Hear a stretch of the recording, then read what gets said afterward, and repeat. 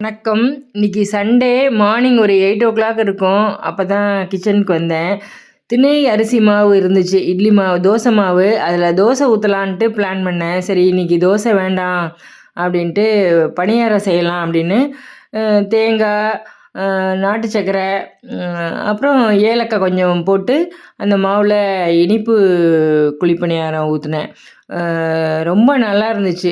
இனிப்பு குழிப்பணியாரம் நல்ல டேஸ்ட்டு, சாஃப்டாக நல்லா இருந்துச்சு. வழக்கமாக தோசை தான், தோசைக்கல் போட்டேன்.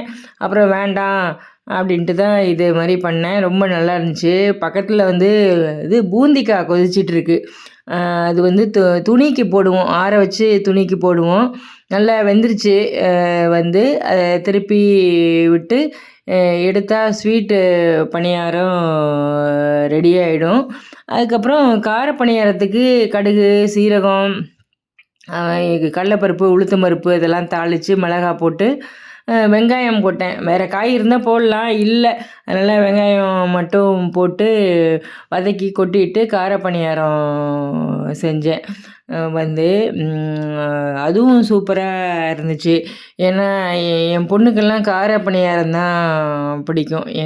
எனக்கு ஸ்வீட் பிடிக்கும். அது மாதிரி ஒவ்வொருத்தருக்கும் ஒவ்வொன்று. அதனால் இது கார பணியாரம் ஊற்றிட்டு அப்புறம் கொஞ்சம் ரிலாக்ஸ் பண்ணிட்டு திரும்ப மத்தியானம் 12:30 மணிக்கு தான் வந்தேன் கிச்சனுக்கு. சிம்பிளாக சமைப்போன்ட்டு சமைச்சேன். சாதம், அப்புறம் ரசம், நெல்லிக்காய் ரசம், உருளைக்கிழங்கு, அப்புறம் கொத்தவரங்காய் பொரியல், வாழைப்பூ பொரியல், மோர், அவ்வளோதான்.